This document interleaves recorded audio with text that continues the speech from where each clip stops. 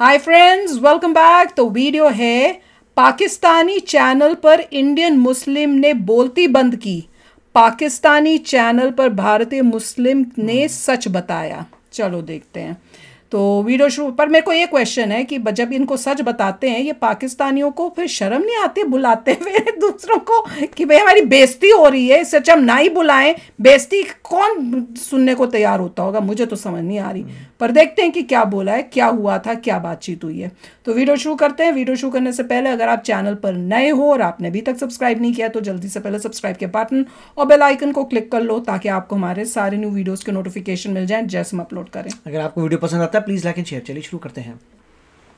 नमस्कार दोस्तों, D direct पर एक बार फिर से आपका स्वागत है। मैं हूं आलोक। तो आज जो वीडियो मैं आप लोगों के लेकर आया हूं और जिस वीडियो पर मैं रिएक्शन देने जा रहा हूं बड़ा जबरदस्त। चलो आपकी वीडियो पे हम रिएक्शन देंगे। ये सना अमजद का वीडियो है और my first visit of India, reality of India by Indian Muslims. First visit Indian Muslim से इन्होंने बात की है और वहां पर जो हो रहा है इंडिया में उसके बारे में और जो पाकिस्तान में कहा जाता है, दिखाया जाता है, बताया जाता है, प्रोपगेट किया जाता है, उसके बारे में मुझे लगता है कि ये सारे सवाल जो हैं वो पूछने वाली हैं। तो चलिए देखते हैं भाई कि इंडिया से जो मुस्लिम आए हैं उन्होंने क्या जवाब दिया है और क्या क्या चीजें बताई हैं जिससे पाकिस्तान के लोगों का जो प्रोपेगेंडा वाला माइंड है क्या वो बदला है या वैसा ही है। चलिए देखते हैं। अस्सलाम वालेकुम, नमस्ते, सत श्री अकाल। मैं हूं सना अमजद। नाजरीन, आज हमें ज्वाइन किया है इंडिया से एक इंडियन मुस्लिम मोहम्मद तारिक ने। मोस्टली हमने बहुत सारी वीडियोस में जब भी लोगों से राय ली है तो पाकिस्तान की आवाम यही कहती है कि इंडिया में रहने वाले मुसलमान जो है वो महफूज नहीं है। नरेंद्र मोदी की जो हुकूमत है वो इंडिया में रहने वाले मुसलमानों पर बहुत ज्यादा जुल्म और सितम कर रही है। हमने बहुत सारी वीडियोस जो इंडिया से आई इंडियन मुस्लिम्स की वो हमने पाकिस्तान के अवाम को दिखाकर उनकी राय भी ली, लेकिन पाकिस्तान के अवाम ने उस पर यकीन नहीं किया। तो हमने सोचा कि क्यों ना इंडिया इस पे यकीन करेंगे, इस पे भी यकीन नहीं करेंगे। लाइन पर लिया जाए, उनका इंटरव्यू किया जाए और हकायक जो है वो आप तक पहुंचाए जाएं। किसको? तो देखने वाले तो सारे इंडियंस हैं। तारिक मौजूद हैं। इंडियन को दिखाना है। वालेकुम सलाम मैम, रमजान मुबारक। खैर मुबारक, आपको भी रमजान मुबारक। Thank you so much Tariq, आपने हमारे इस प्रोग्राम के लिए टाइम निकाला। जी मैम, बहुत बहुत शुक्रिया। अच्छा, सबसे पहले मैं आपसे ये जानना चाहूंगी कि आप इंडिया में किस शहर में रह रहे हैं? मैम मैं न्यू दिल्ली में रहता हूँ, the capital city of the country. मैं न्यू दिल्ली के साउथ दिल्ली इलाके में रहता हूँ। कहाँ? साउथ दिल्ली में। अच्छा, आप कब से यहाँ पे रह रहे हैं? मैम मेरे को 15 इयर्स हो गए। न्यू दिल्ली में 15 इयर्स हो गए। अच्छा, मैं यहाँ एजुकेशन लेने आया था। मेरी एडमिशन हुई थी यूनिवर्सिटी में और तो वहाँ के बाद फिर मेरी जॉब भी लगी, सारा कुछ। तब से मैं यहीं दिल्ली में हूँ। हमारी जगह से। अच्छा, मुझे ये बताइए कि आपने क्या एजुकेशन हासिल की है, कहाँ से पढ़ा है, कैसा एजुकेशन निज़ाम है वहाँ पर मुसलमानों के लिए?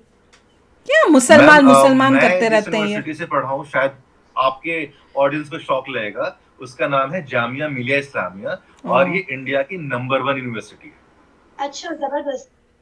And just to add, it is also the college for prominent cricket player Virendra Sehwag and Khan साहब शाहरुख खान, एलुमनाई यहाँ के। क्रिकेट से याद आया, जामिया के ग्राउंड में मैं कई मैचेस खेल चुका हूँ वहाँ पे क्रिकेट में और वो ग्राउंड इतना प्यारा है, तो कभी नहीं इतना गई खूबसूरत ग्राउंड है। है। जामिया मिलिया इस्लामिया नंबर 1 यूनिवर्सिटी तो नहीं है, it is a good one, but you can't say number 1। लेकिन कई जो मैं तो वहाँ पे छक्का नहीं मार सका कभी क्योंकि बाउंड्री उसकी बहुत बड़ी है और जो लोग जामिया में पढ़े हैं या मोहम्मद तारिक भाई जो हैं वो जानते होंगे जो मैं बात में कह रहा हूँ वो उसमें कितनी सच्चाई है कि वहां पे मैं छक्का नहीं मार सका। सहवाग ने तो जरूर मारे होंगे छक्के, लेकिन नॉर्मल बंदा जो क्रिकेट खेलता है उसके लिए भी जामिया के ग्राउंड में छक्का मारना इज बहुत बड़ा टास्क, बहुत ताकत चाहिए। तो पता ही नहीं था वहाँ पे क्रिकेट का ग्राउंड चले जाते थे, छक्का नहीं मार पाया। सभी कॉलेजों में होते हैं। हमने तो कभी यूज ही नहीं किया, हमें पता ही नहीं। कॉलेज आना, पढ़ के आ जाना, हमने कभी यूज ही नहीं किया। जबरदस्त।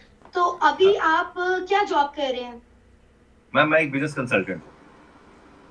उनको समझ ही नहीं बिजनेस कंसल्टेंट क्या होता है। मैंने एमबीए की पढ़ाई की है। अच्छा, मुझे ये बताएं कि वहाँ पर आपको एजुकेशन हासिल करने में क्या आपको वहाँ एजुकेशन हासिल करने में और एजुकेशन हासिल करने के बाद नौकरी हासिल करने में कोई मसला पेश आया?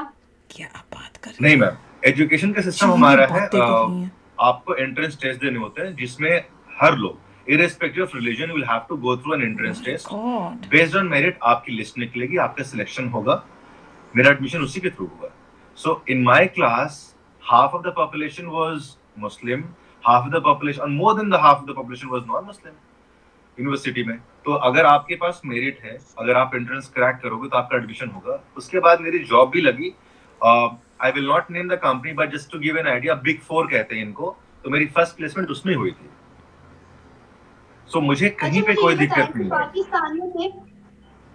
पाकिस्तानियों के दिमागों में एक कॉन्सेप्ट बना हुआ है कि हिंदुस्तान में रहने वाले जो मुसलमान हैं वो महफूज नहीं है। क्या कॉन्सेप्ट बना है तुम्हारे दिमागों में? तुम्हारे दिमाग जो बना है बना रहा है जाती है ना, उचित अच्छी जॉब्स दी जाती हैं, वो बड़ी वहाँ पे घुटन पड़ी इंडिया वालों के लिए कि पाकिस्तान वालों के क्या राय लिए? रखते हैं? क्योंकि इंडिया वालों को सब पता है।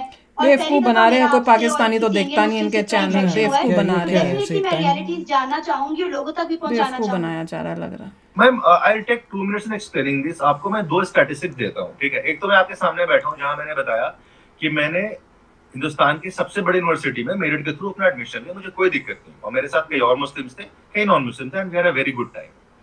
आज मैं जहाँ कंपनी में काम कर रहा हूँ वहाँ मेरा मैनेजर हिंदू है, नॉन मुस्लिम मेरे कोलिग्स हैं, I have a very happy life.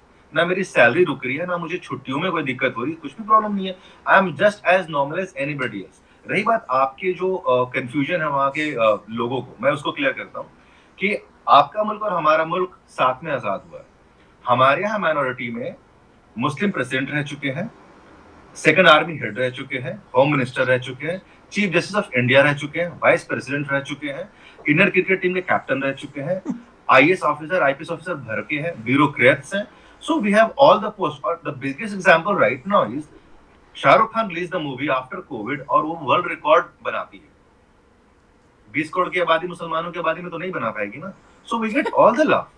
I mean I don't know कि उनको confusion क्या है किन चीजों का। सी और एक और बात ये भी मैम कि वो जो न्यूज देखते हैं जो कुछ क्लैशेस के, ma'am India is a country of 1.42 billion people, 142 crore की आबादी वाला देश है। इसमें थोड़े बहुत अगर क्लैश हो रहे हैं तो उसको रिलीजन का नाम नहीं देंगे। अगर शायद आबादी एक रिलीजन की भी होती तो भी वो क्लैश करते, किसी नाम पे करते, शायद घर के नाम पे करते, कुछ नहीं होता। ऐसा नहीं कि सिर्फ हिंदू मुसलमान यहाँ हो रहा, कहीं ऐसा कुछ नहीं है, and that's a very small fraction. आपको और भी न्यूज देखने चाहिए जहाँ पे किसी सरदार जी ने अपनी जमीन दे दी मस्जिद बनाने की एक मुसलमान दोस्त को। आपको ये देखना चाहिए कि यहाँ पे किसी ने अपनी मस्जिद की जमीन दे दी मंदिर बनाने के लिए। बहुत सारी चीजें आपको देखने को एग्जांपल मिलते हैं मैम। हम लोगों ने अभी बहुत कुछ देखा, हम साथ में मिलकर बनाते हैं, वी एंजॉय। देखिए ये जो बातें मैं कहता हूँ ना, अक्सर लोग मेरी बातों पे भरोसा नहीं करते हैं, कहते हैं कि अरे यार ये क्या बोलता है, नहीं बोलता, इसको नहीं बोलना चाहिए ऐसे।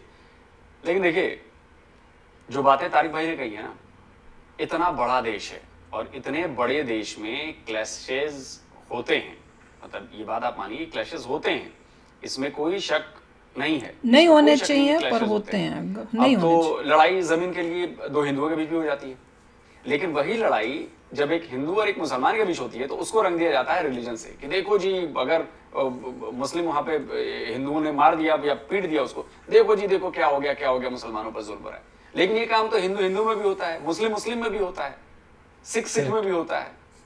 लड़ाई झगड़े बर्तन जहां रहेंगे वहां बजेंगे ही भाई, लेकिन पाकिस्तान के लोग समझने को तैयार नहीं। अच्छा मेरे एक सवाल का जवाब दीजिए, अगर ऐसा होता तो एक बात बताइए, पाकिस्तान में तो लड़ाई झगड़े होने ही नहीं चाहिए थे भाई। 98% सबसे ज्यादा वहां पर मुसलमान रहते हैं, तो फिर तो लड़ाई झगड़े होने ही नहीं चाहिए थे। तो फिर जो 8 साल में 4 शियाओं को मार दिया, ये किस बात के लिए मार दिया आप बताओ ना।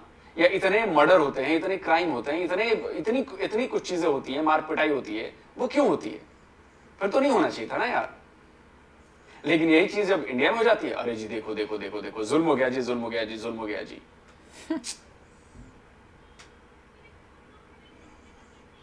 और यकीन करें कि जब भी हम यहाँ फील्ड में बाहर निकलते हैं, बात करते हैं, तो वो एक ही बात करते हैं कि जी हिंदुस्तान में रहने वाले मुसलमानों को जो है जुल्म और बर्बरियत का निशाना बनाया जा रहा है, उन्हें मजहबी आजादी हासिल नहीं है, वो वहां पर बड़ी घुटी हुई दबी हुई जिंदगी गुजार रहे हैं।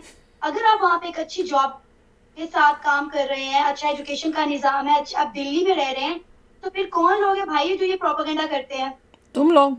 मैम देखिए there is something called TRP. आपके वहाँ के न्यूज वालों को भी टीआरपी चाहिए। तुम्हारे पाकिस्तान में बोल रहे हैं, यहाँ कौन बोल रहा है? बट यहाँ पे ऐसा कुछ भी नहीं है।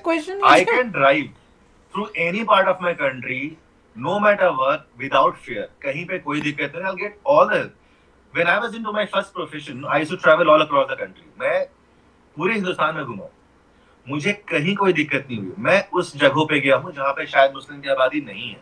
I got respect. मुझे कहीं कोई दिक्कत नहीं हुई है। जो हादसे में वो हादसे हर जगह होते हैं, छोटे मोटे हर जगह क्लैश होते हैं। आप एक मुल्क में मैं देखता हूँ न्यूज में आते रहते हैं, कुछ ना कुछ क्लैश होते रहते हैं, कभी हो गया। बट उस चीज को देख कर मैं ये पूछने वाली कौन होते हैं? इनसे पूछो हिंदूज का क्या हुआ। चलिए हमारे इंडिया में घुस के बात करने वाली मुझे तो समझ ही नहीं आ रहा। वो वही बता सकते हैं जो यहाँ के लोग हैं। तो आपको यहाँ के लोगों की बात सुननी चाहिए, ना कि आप एक पेड प्रोपेगेंडा में जिससे आप बल्कि उल्टा होना चाहिए, इंडियंस को इनके साथ आके पूछना चाहिए, तुम दिखाओ हमें सब कुछ। वो उन लोगों को फायदा हो रहा है, लेकिन आम जनता is very happy. Narendra Modi को अक्सर इस बात पर तनकीद का निशाना बनाया जाता है, नरेंद्र मोदी की सरकार को, कि वो एंटी मुस्लिम जी बोल के बात करो।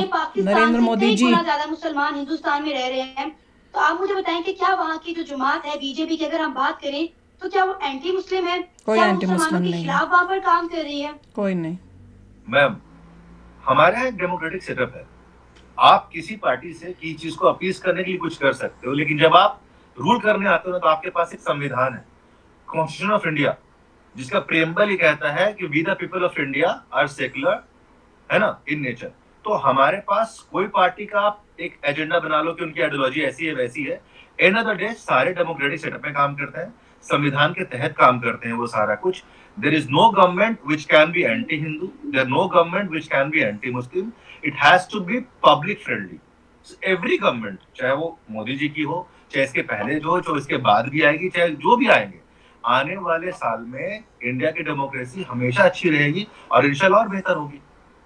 ये कहीं भी मैं इसको कभी भी नहीं कह सकता हूँ, और ना आपसे कोई भी कहेगा, चाहे आप उसे जारी तौर पे बात करके देखोगे, वो एक ही बात कहेगा, whatever that the country runs is runs on the constitution. ये अच्छा मोहम्मद तारिक, वहाँ पे मजहबी आजादी आपको कितनी हासिल है? एवरीथिंग मैम, हमारे पर्सनल लॉ है। अजान होती है? क्यों नहीं होगी मैम, बिल्कुल होती है। आप शायद मुझे मगरिब की शायद इनको तो हंसी आ रही है, मुझे तो गुस्सा आ रहा है। इनफैक्ट मैं आपको फोटो शेयर करूंगा, आप मेरी प्रोफाइल में तो हैरानी हो रही है। क्या क्वेश्चन? मजहबी आजादी का मैम, देखिए मजहबी आजादी ऐसी है कि आपको सुनकर थोड़ा सा मुझसे जलन महसूस होगी। जब हमारे सर सजदे में होते हैं ना, नमाज की, ईद की या बड़ी नमाज जब होती है, तो बाहर सिक्योरिटी में खड़ा होकर सरदार या हिंदू होता है, मुसलमान नहीं होता है। और हम इतना ट्रस्ट करते हैं कि हमें कुछ नहीं होगा। शायद आपके मुल्क को ये किस्मत में ये किस्मत शायद हासिल नहीं है। आपके लिए शायद दो जमात होती है, भाई कुछ लोग सिक्योरिटी में रहे, कुछ लोग नमाज पढ़ ले। हमारे यहाँ कहते हैं आप नमाज पढ़ो, हम है बाहर खड़े। So this is the beauty of the country, right, कि भाई आप नमाज पढ़ो, हम है बाहर खड़े हुए सर, हम है बाहर खड़े हुए, और कोई कुछ नहीं करता है। आप एक बात बताओ ना, आप इसको कंपेयर करो ऐसे, पाकिस्तान में अब तक कितनी मस्जिदों में ब्लास्ट हुए होंगे, कितने सैकड़ों हजारों लोग मस्जिदों में हुए ब्लास्ट में मारे कितनी न्यूज़ आती है। और ये मैं झूठ नहीं बोल रहा हूँ ना, अक्सर हमें पाकिस्तान से ये खबरें आती हैं कि जी फलाने मस्जिद में ब्लास्ट हो गया, जी फलाने मस्जिद में ब्लास्ट हो गया, जी फलाने इतने लोग मर गए, इतने लोग मर गए। क्या आपने कभी इंडिया में सुना है कि फलाने मस्जिद में, इंडिया की मस्जिद में ब्लास्ट हो गया? नहीं सुना होगा, नहीं सुना होगा। ये फर्क है, और ये बुनियादी फर्क है, क्योंकि हमारा संविधान, हमारा कॉन्स्टिट्यूशन सबको बराबरी का हक देता है, सबके बेसिक राइट्स बराबर हैं, किसी में कोई भेदभाव नहीं किया गया है कि आप मुसलमान हैं तभी आप बन सकते हैं पाकिस्तान के पीएम, सीएम, प्रेसिडेंट, और पूछने वाले कौन? पाकिस्तानी पूछ रहे हमसे। इंडिया का कॉन्स्टिट्यूशन हर एक को इस बात की ताकत देता है कि वो जो चाहे बन सकता है, कोई रोक नहीं सकता उसे। यार मुझे तो समझ ही नहीं आया, ये खोल कर करना क्या चाहती हैं? हम इंडियन से पूछने वाली होती कौन है ये कि मुसलमानों को क्या होता है? तुम क्या वहाँ पे मुसलमान, तुम क्या मुसलमानों के मॉनिटर हो या क्या हो कि तुमको हम बताएं हमारे देश में क्या हो रहा है? नहीं, बहुत ही लो लेवल क्वेश्चंस थे। हाँ, वही तो मैं कह रही हूँ। कोई ऐसे कौन इंडिया के लोग सुनेंगे, बोलेंगे ये क्या बात कर रहे हो तुम लोग, मेरे को सुनते वो तुम्हारे देश में क्या पट्टी पढ़ाते हैं तुम्हें कि तुम ऐसे क्वेश्चन पूछ रहे हो? हाँ, किसी और से आप पूछते वही शर्म आ जाती है। बड़ा अजीब लगता है अगर आप बोलेंगे भाई साहब आपके देश में आपको पानी मिलता है। हाँ। मतलब कोई अगला बंदा हैरान होके बोला क्या पूछ रहा है यार, तो मेरे देश के बारे में तो ये बिल्कुल वैसा ही है। अगर मान लो आप किसी को पूछो आपके देश में स्कूल है, वही आप किसी को बोलो भाई आपके देश में पानी मिल जाता है आपको पीने के लिए, तो लोग वो अगला बंदा बोलेगा क्या पूछ रहे हैं, आपके देश ये में वैसे लग रहा है, तुम लोग क्या पूछ रहे हो यार, क्या पूछ रहे हो तुम लोग? मैं तो वही सोच रही थी, पूछ क्या तो रही है? रिलीजन कर सकते हैं, तो जॉब मिलती है, तो तुम्हारे एजुकेशन मिलती है। मुझे समझ नहीं आ रहा इनके ब्रेन में क्या चल रहा है, नो क्लू किस टाइप के। तो ये वही बड़े अजीब से क्वेश्चंस हो रहे हैं, और हाई इस लेवल तरीके से क्वेश्चन लगता है कि उन लोगों का एजुकेटेड वहाँ क्वेश्चन पे एक भी नहीं। कुछ पूरा, मेरे ख्याल से उनकी गवर्नमेंट ने उनकी पूरा ब्रेन को वॉश किया हुआ है। बुरा हाल है यार, बुरा ब्रेन हाल वॉश है। नहीं करूंगा, ब्रेन को वॉश कर दिया है पूरी गवर्नमेंट ने उनके। चलो भैया, आप भी कमेंट सेक्शन में अपने कमेंट जरूर लिखना कि आपको क्या लगा ये देखकर। तो चलते मिलेंगे नेक्स्ट वीडियो में बहुत ही जल्द। Till then take care and bye bye. तो अगर आप मेरे इस चैनल पे नए हो तो जल्दी से सब्सक्राइब के बटन को हिट करो और बेल आइकन को क्लिक करो, ताकि आपको मेरा जब नया वीडियो मैं लगाऊं आपको उसके बारे में जल्दी से पता चल जाए।